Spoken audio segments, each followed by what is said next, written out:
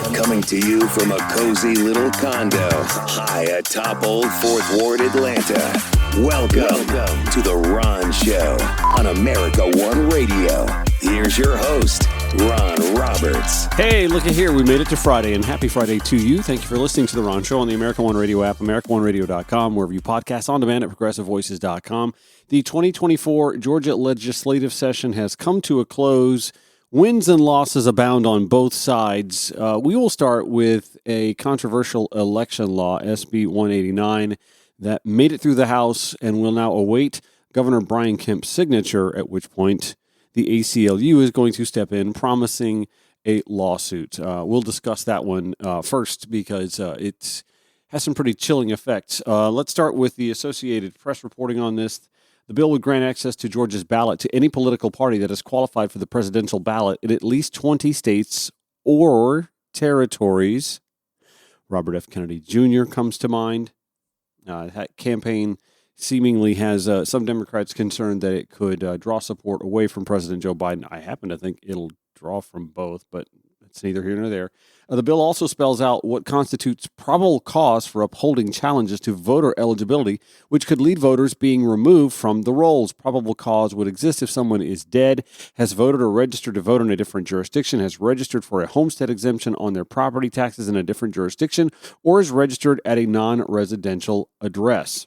Democrat Representative Sarah Draper, however, took to the floor to explain why this bill is so dangerous to an election process that in the state of Georgia actually sort of works pretty well. And that SB 189 will actually encourage some pretty scurrilous, shady folks, she'll name drop, to continue gumming up the process. Good evening.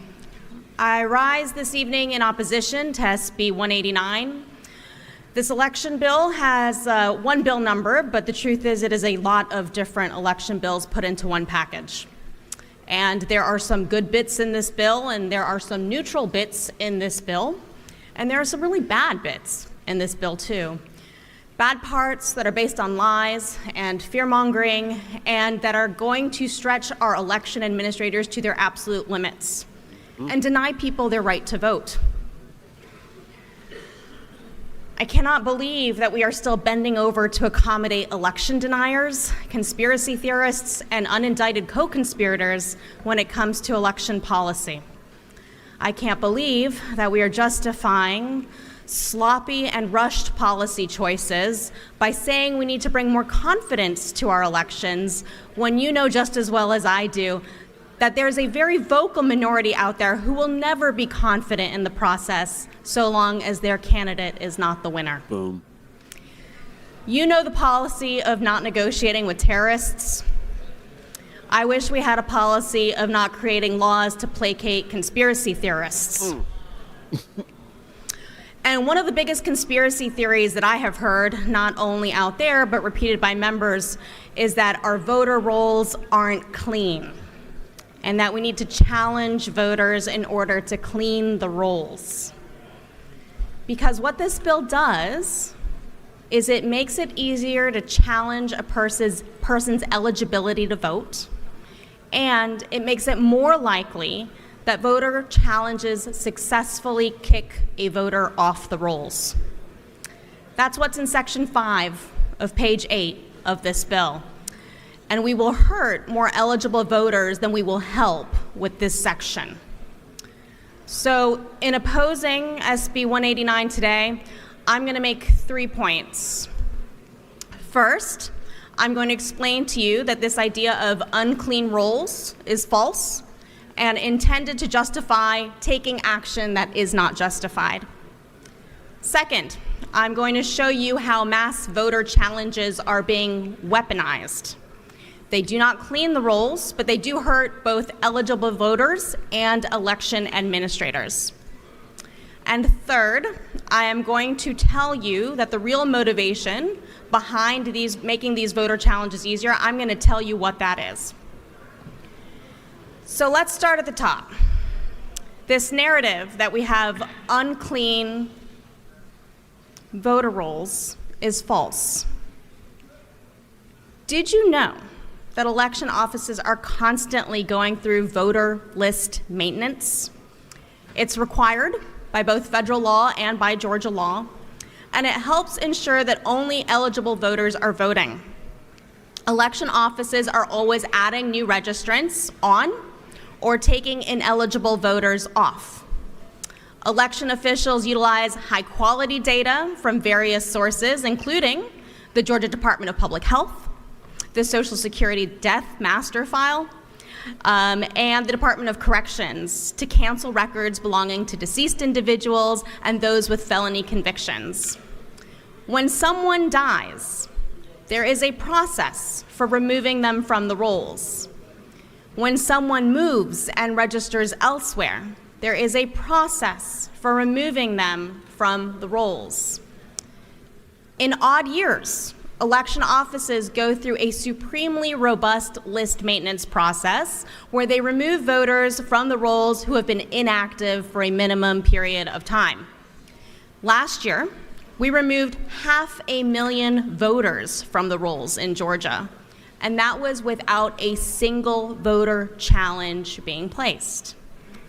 The list maintenance process that already exists strikes an important balance between taking people off the rolls when there's actual quality evidence that they are no longer active or eligible to vote, and protecting Georgia voters' right to vote, protecting them from being taken off the rolls arbitrarily or erroneously. And that balance is everything. Because again, we are talking about someone's fundamental right to vote. A right that is so precious that people have shed blood for it. People have died for it.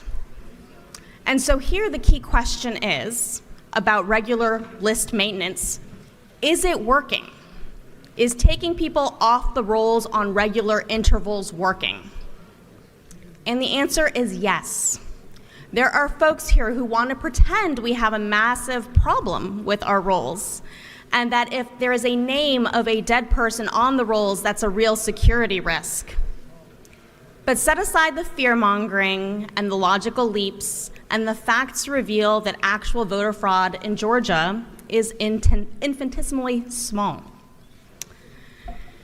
So the Heritage Foundation actually keeps track of voter fraud, and between criminal convictions, judicial findings, official findings, civil penalties, and diversion programs, they have found that there were 21 instances of voter fraud in Georgia since 1997. Let that sink in. It's the Heritage Foundation, y'all. In fairness, that information may not be completely up to date, since today it was just reported that the first vice chair of the Georgia Republican Party voted illegally 9 times while he was under felony probation. But let's add those 9, and let's say there was 30 cases in Georgia in 27 years. That is fire. With millions of Georgians voting in every statewide election. When people say our rolls are unclean, and that is a problem, and that's going to have a material effect on our elections, they're trying to scare you because there's simply no evidence of it, and it shouldn't dictate our policy. Plus, our election officials are already handling it. They're already conducting that list maintenance at that regular planned interval. And to the extent that a challenger finds a person on the rolls who has died or that has moved, that person was going to come off the rolls anyway, with or without that voter challenge. Exactly. So the idea that we need some busybody, Joe Schmo, to come out with his own voter list of challenges to the county so that the rolls will stay clean, that's crazy. It has never been about cleaning the rolls. It's about causing chaos. Right. So let me paint a picture for you that's perhaps relatable. Let's say that we're making Thanksgiving dinner, and we're serving 10 dishes, turkey, sides, rolls, all the pies. And you've got everything timed perfectly because your guests are going to be over at 4 and you've only got 2 ovens. And then your mother-in-law comes over early and she starts telling you how she would do things because she thinks that she knows best And she prefers that you make the stuffing outside of the turkey, and she likes to make her rolls with a different kind of flour. And she insists that you should go to the store to pick up the canned cranberry sauce. And all of a sudden, your food is getting burned, you don't have enough space in the oven, and you realize you forgot to defrost the turkey. The process was working. It always worked. It was going to be a delicious meal, and then your mother-in-law messed it up with all her ideas. And that's what mass voter challenges are doing with our election offices. They're causing chaos. They are forcing election offices to process voters out of order, out of priority, because some people do not have an understanding of how list maintenance works. Or maybe they're just pretending not to understand how list maintenance works. But hopefully you do understand how it works now, so let's move on to the second point. Voter challenges don't do anything to clean the rolls, but they do hurt voters and they hurt election administrators. Last year, when I spoke in opposition to SB 222, the bill that prohibits election offices from seeking outside funding, I stood up at this dais and I warned this body that about the weaponization of the voter challenge statute. And I told this body that the challenge statute was no longer being used for its intended purpose. The idea behind voter challenges is to allow a person with personal knowledge of a voter's ineligibility to flag that voter for the county, right? So example, you know that your neighbor has moved to Florida to retire. They moved a year ago, but then you go to your precinct in Georgia and you see them voting.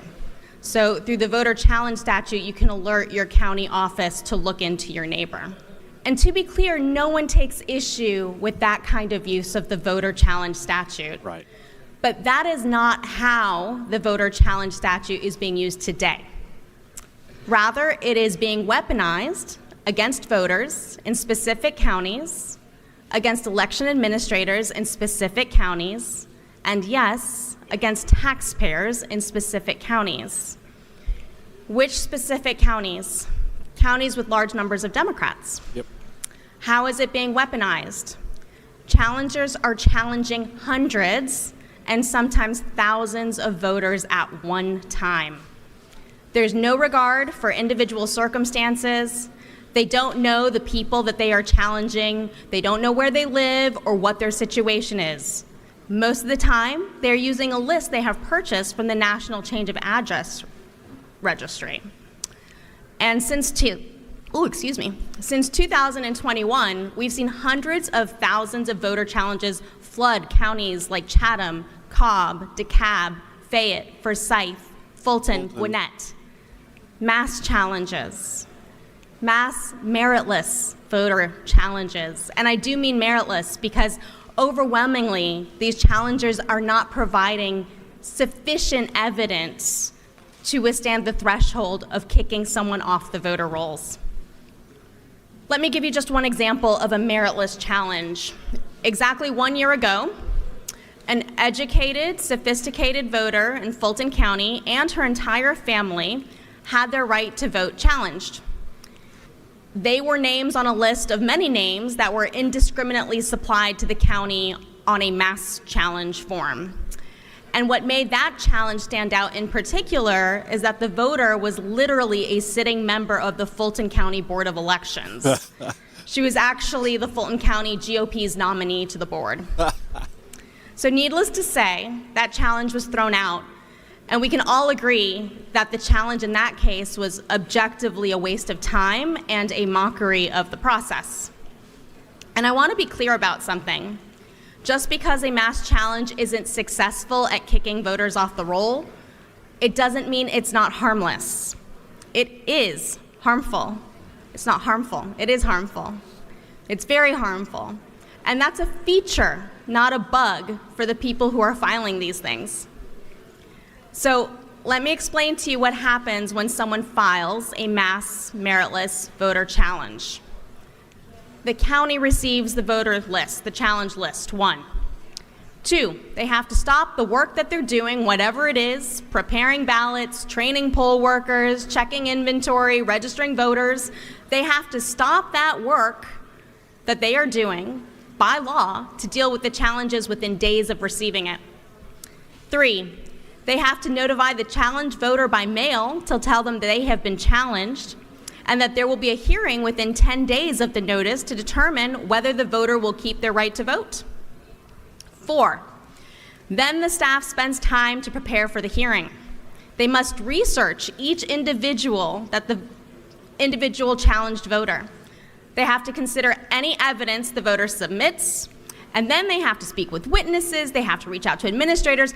All of this takes time and resources away from them doing their jobs in a system that barely has any time, resources, or willing personnel left. 5, then they have to hold the hearing. These hearings, separate from their regular board hearings, have been known to last for hours. And 6, after considering the evidence, the election board makes a decision on the challenged voters. So again, regardless of whether the voter is kicked off the rolls or not, and let me reiterate, because most of the time they are not, you now have scared voters by telling them that they are challenged, and you have ground everyday election administration functions to a halt. We had an opportunity this year to fight back against meritless voter challenges.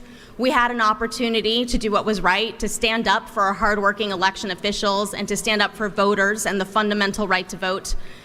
And what we are doing instead is the opposite with SB 189. We are making voter challenges easier to bring and easier to sustain. So that leads me to my third and final point. Why are we passing a bill that will make voter challenges easier to bring and easier to sustain? What is the real motivation behind this provision? Have you ever heard of Eagle AI? Unless you're a big election nerd like me, I'm guessing probably not. But you need to learn about it because it's a big part of what election deniers and conspiracy theorists, it's a big part of why they're supporting this bill. Many of those same folks support Eagle AI. It's a tech company that was found right after the 2020 election. Key supporters include Georgia serial registration challenger Jason Frazier and former President Trump lawyer Cleta Mitchell. Don't Google the company to find its website. You won't find it. They keep a pretty low profile. But they've been working for years on a tool to streamline the voter challenge process. The tool pulls data off the internet, which, by the way, is low-quality data, far less reliable from what our election offices have. And that data is used during the list maintenance process, right? So the tool will flag a voter because they have a missing comma in their name or they have an initial instead of a middle name. It will flag the voter if they're deceased. And these are either insignificant issues or they are issues that would have been picked up during the regular list maintenance process. Mm-hmm. And by using this software with just a couple of clicks, any amateur sleuth can compile a list of mass voter challenges. And an email will be generated with the correct language so that they can send that mass voter challenge right to their election office. So it is a scam and it is a racket, and it's going to cause the number of voter challenges before the 2024 election to explode. Wow. And what are we doing with SB 189? We're adding kerosene to that fire. The eyes of the country will be watching Georgia in the months leading up to November.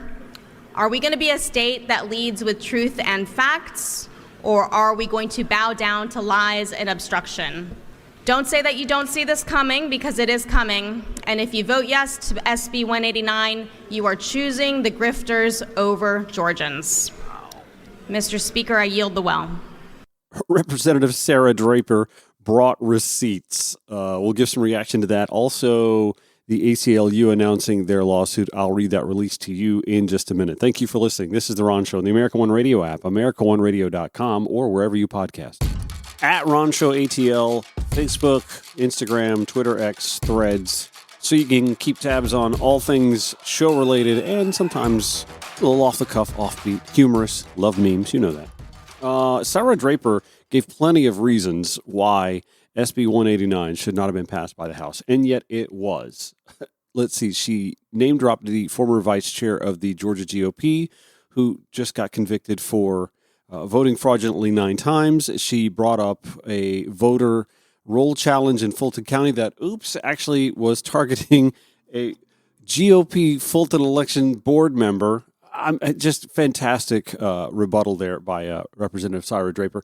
The ACLU announcing the Georgia General Assembly passed Senate Bill 189, which includes provisions that would make it easier for people to file baseless mass voter challenges, requires all advance and absentee ballots to be counted within an hour of the polls closing, changes ballot design, makes harmful changes for unhoused citizens, and creates unrealistic and burdensome requirements of election workers. The ACLU of Georgia strongly opposes this bill, stating access to the ballot is at the heart of our democracy. This election Franken bill violates the National Voter Registration Act. We are committed to protecting Georgia voters. If the governor signs this bill, we will see him in court. That's Andrea Young, Executive Director of the ACLU of Georgia. This is The Ron Show. Archived audio, blogs, social media links, and more, all in one place.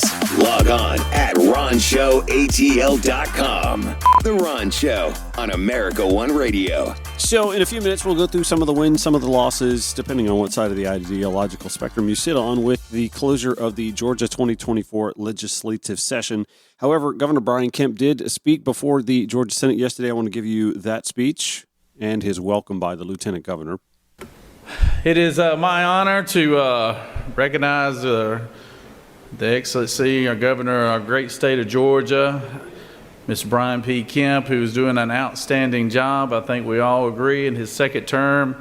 Georgia continues to be the #1 state to do business. Economic growth is all over the state, and opportunities for businesses and families all over.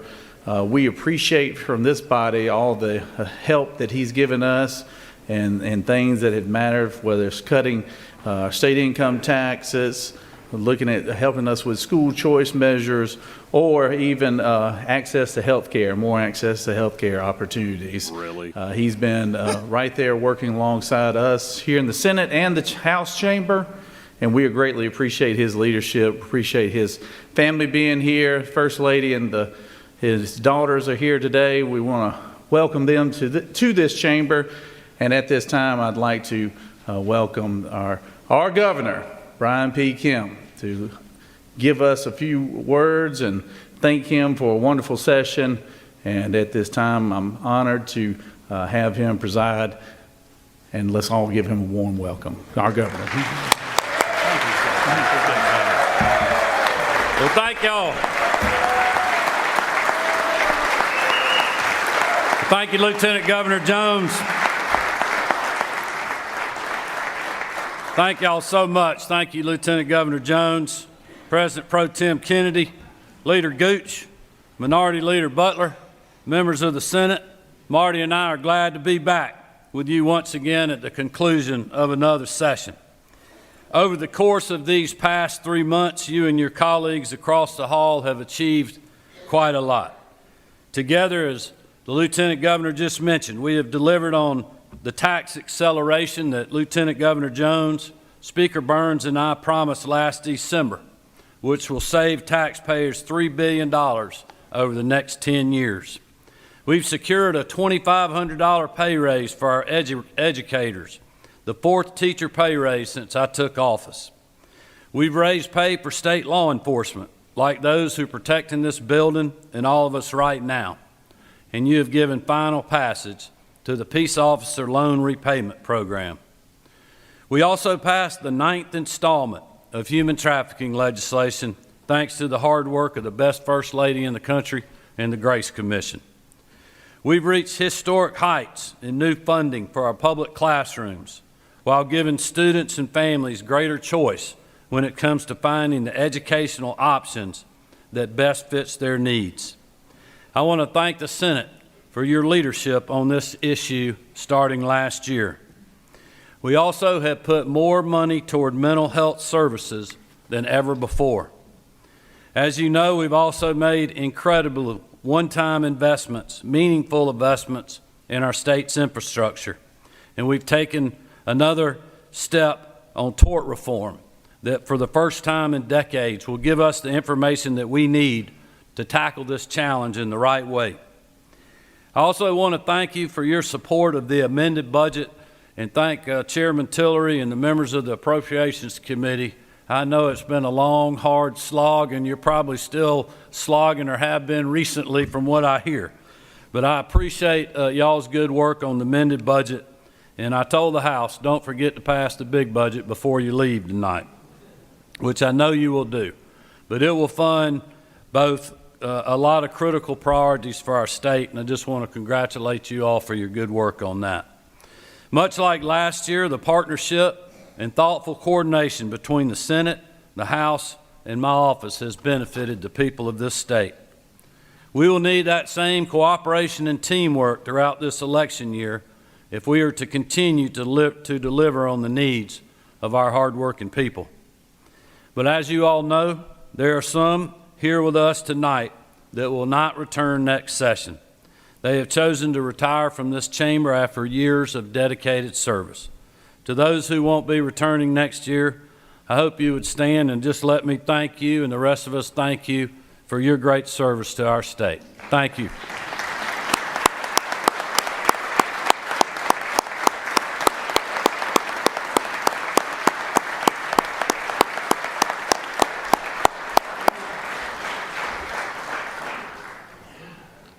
Thank you so much for your contributions. Marty and the girls and I, which Lucy and Amy Porter are with me tonight, will wish you well in your next chapters.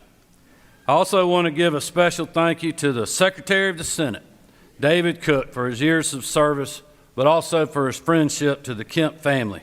Since taking this position, he has become an institution in this chamber, and you will be missed, sir. Thank you.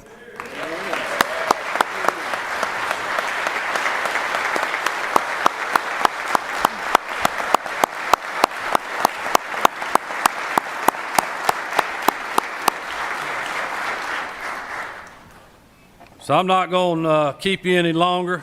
Let me just close by thanking you again. Tell you to keep up the great work. You're almost done. We'll see you on the other side of sine die. God bless you and good luck the rest of the evening. Georgia Governor Brian Kemp addressing the Georgia Senate. He also addressed the House on sine die. And so here we are. Let's look through some of the wins, some of the losses, some of the things that did pass, some of the things that got ground down. A lot of that in the House, by the way. Mark Nisi, Maya Prabhu, Greg Bluestein at the Atlanta Journal-Constitution contributing today to their Politically Georgia blog that gives us a good rundown here. New effort to crack down on illegal immigration. In fact, let's hone in on that just a little bit. That would be House Bill 1105, which was brought to the floor by Savannah Republican Representative Jesse Petrie.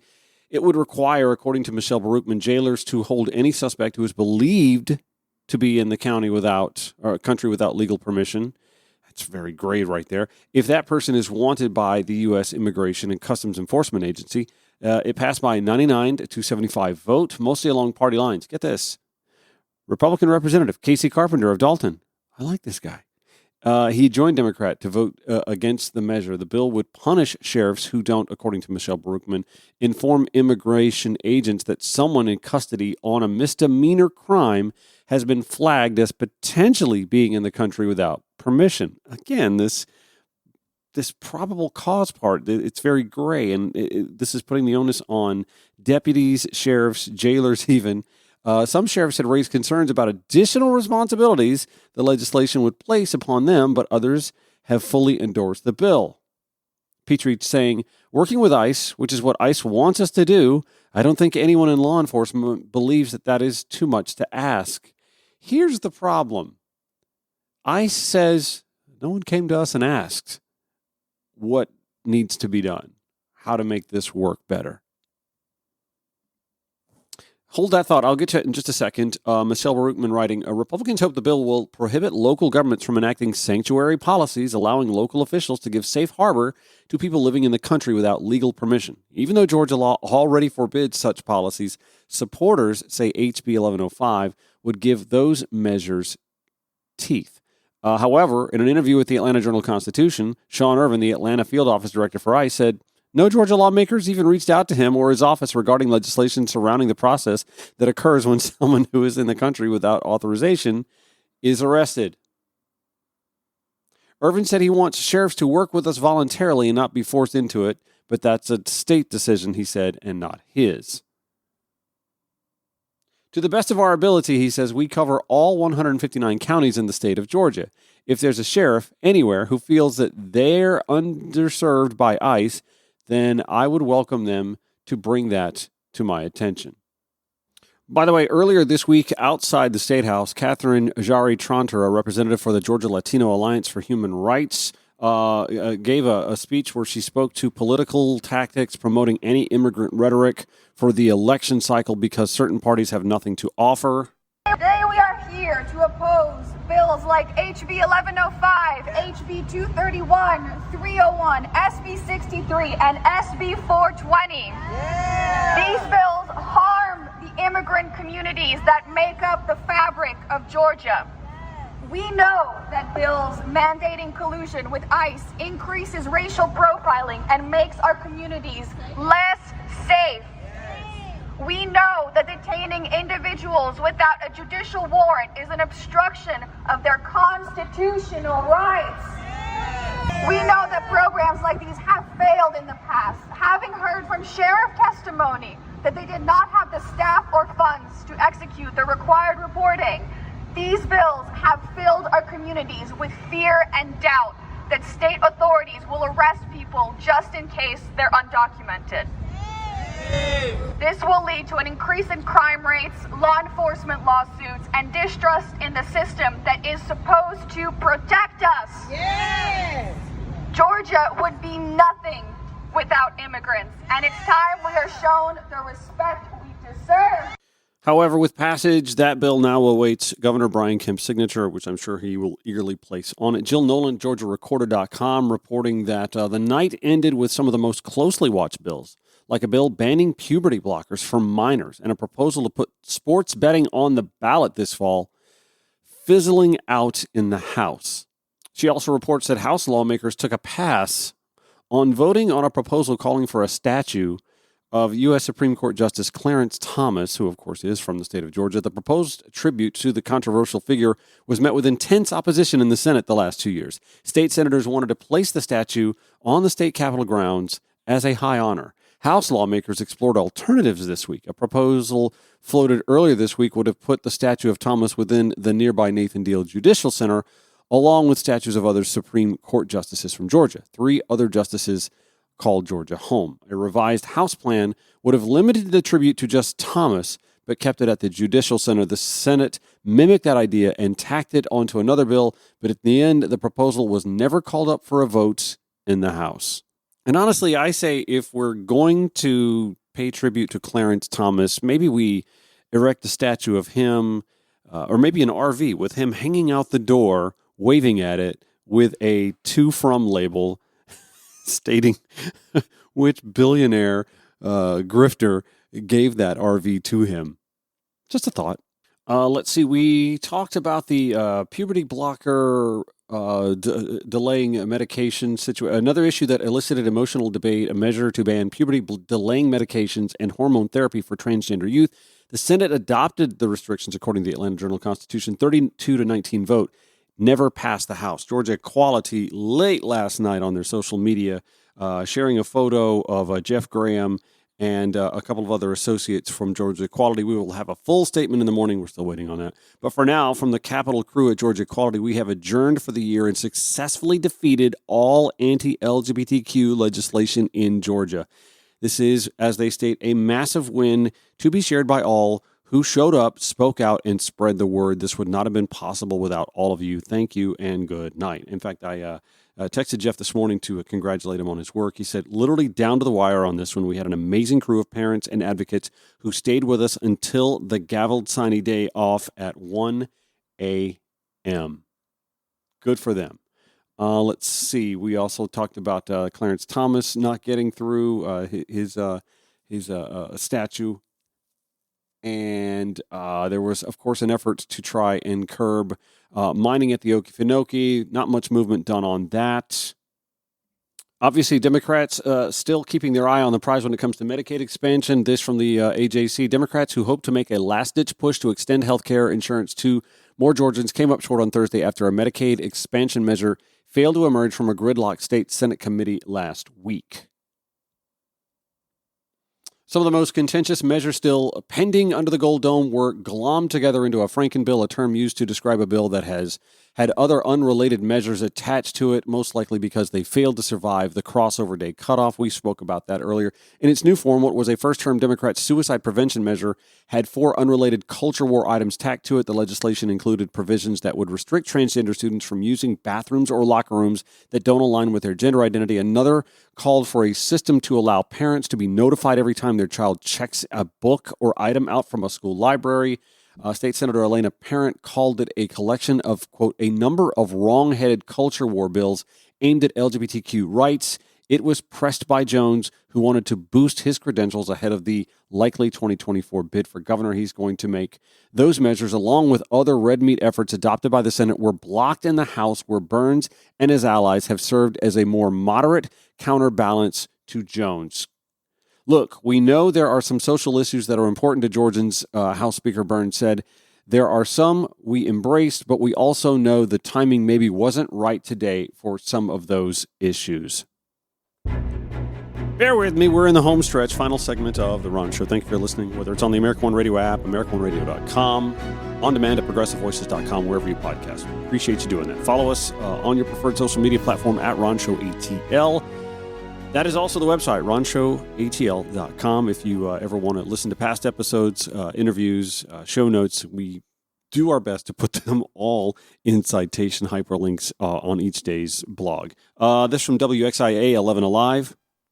Tonight at 11, who should be allowed to buy land in the state of Georgia? That's the question at the center of legislation just sent to the governor for signature. So the bill now raises concerns for immigration advocates out there. 11 Alive's Karis Belger is live in the studio with us to break down this legislation and what people are saying on both sides of the issue here. Well, the bill will prevent anyone from purchasing or leasing agricultural land or land next to a military base if they are considered an agent of a, quote, foreign adversary. And people I spoke with argued passionately both for and against this being signed into law. The countdown to the last day of the legislative session is on as lawmakers work their way through numerous bills before the end of sine die. One of them, SB 420. Basically came about just as concerns that we're having in terms of the national security threats with China buying agricultural land and also buying land across the country next to military bases. State Senator Jason Anavitarde tells me the bill is meant to prevent potential threats to national security, especially when it comes to our nation's military bases.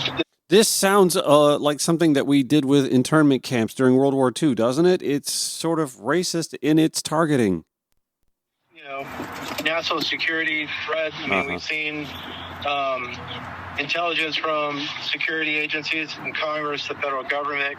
The bill limits the ownership and leasing of agricultural land and land within 10 miles of a military base from being owned by anyone who is acting as an agent of a foreign country the United States considers an adversary. Representative Michelle Au tells me the bill has the potential to cause major conflict. To conflate people from certain parts of the world with the hostile foreign governments from those parts of the world, and in doing so, create a discriminatory environment. SB 420 was passed in the House and Senate Tuesday and is now headed to Governor Brian Kemp's desk. But local immigration advocates like Tom Phan say they hope the public will pressure Kemp for a veto. It impacts people who just want to make a living here, just want to care for their family. Even now, people can speak up.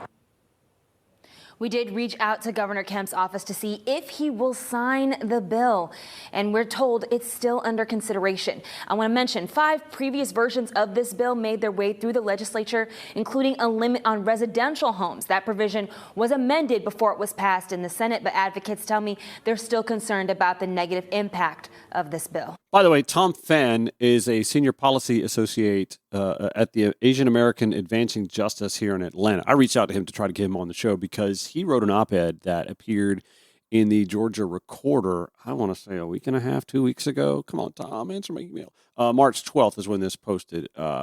And it's a wonderful piece. I'll just give you a little bit of a summation of this real quick. With legislation that conflates national security with xenophobia, Georgia's House Bill 1093, folded March 12th into Senate Bill 132 and Senate Bill 420, which we just heard about, would restrict certain individuals and businesses' ability from owning, renting, or otherwise holding real property throughout Georgia. While many immigrant groups would be harmed with these bills' passage, proponents openly target people and businesses from China. Tom Phan's op-ed in the Georgia Recorder continues, as someone of Vietnamese descent, I recognize that Asian people of all ethnicities are oftentimes treated indiscriminately. Though I may not be targeted by these bills, I've had my ethnicity and nationality questioned since I could remember. It would be callous and myopic for me to look away just because I am technically exempted from a felony charge, monetary penalties, and prison time under the bill's provisions for purchasing land as a U.S. citizen. What's more, I believe that any argument that targets any group or groups based on their country of origin deserves righteous outrage, whether or not I am directly targeted. Both proposed pieces of legislation are similar to a Florida law, which was recently enjoined by the 11th Circuit Federal Court of Appeals, the same court that would hear any case made against Georgia should either SB 420 or HB 1093 pass. The court rules that only the federal government has the ability to regulate foreign investments, and targeting Chinese nationals would likely qualify as illegal discrimination under the 14th Amendment. Tom Phan's op-ed in the Georgia Recorder continues, if constitutional violations weren't enough, Georgia lawmakers should consider how these legislations clash with the principles they profess to hold. Not only would these laws undermine the value of the American dream, but also signals a dangerous pivot towards economic self-sabotage and increased racial discrimination. These bills represent a stark deviation from the principle of economic rights, freedom from government overreach, an opportunity that have allowed the United States and Georgia to advance economic prosperity. Consider the irony, he writes. Georgia, a place that prides itself on free market principles, now might dictate who can and cannot invest based on nationality, reminiscent of American history's darkest chapters, where xenophobia and racism were codified into law. It's as if the lessons of the post-McCarthyism, the Chinese Exclusion Act, and the internment of Japanese Americans are mere footnotes rather than stark warnings against the dangers of legislative overreach and racial profiling. He continues, this bill, under the guise of national security, also fans the flames of discrimination and fear. By targeting individuals from countries like China, Cuba, and others, it exacerbates the likelihood of harassment. It is legislative endorsement of racial profiling, creating a hostile environment for anyone who looks like they might hail from a, quote, foreign adversary. Tom Phan's op-ed concludes, in calling for HB 1093 and SB 420 to be voted down, our intention is not to diminish the importance of national security. Instead, Georgia has the opportunity to lead by example and to demonstrate that security and prosperity are not mutually exclusive and reaffirm our commitment to the principles of freedom, fairness, and opportunity. Representative Dr. Michelle Au, who you heard in that 11 Alive piece, is insisting that folks reach out to Governor Kemp's office to have him veto SB 420. By the way, she also tried to pass some safe gun storage legislation, even had bipartisan support, and still the Senate GOP refused to vote on that. She said, our bill offered a $300 tax credit for gun safe storage. GOP top sponsors passed overwhelmingly every step up to the Senate floor. Senate GOP still refused to vote. We won't stop protecting kids from gun violence, and you won't hold the majority forever. See you next year, she warns. And that pretty much wraps Sine Die 2024, unless we have a special session, which I can't imagine we're going to have because we're not redrawing any maps that I know of. Anyway, that pretty much concludes our look at laws, bills, legislation that did make it out of the House and the Senate and await the governor's signature, and those that did not. A bit of a mixed bag, obviously. So that's going to do it for The Ron Show for the day, for the week. I thank you for listening. Again, you can always catch up on past episodes at ronshowatl.com. Hear this when it replays today, 5 to 6 p.m. on the American One Radio app or at AmericanOneRadio.com. All day, anytime you'd like, on demand at ProgressiveVoices.com. A weekend show of The Ron Show, by the way, at Progressive Voices on TuneIn. Back Monday, 9 to 10 a.m. on American One Radio. Have a great weekend.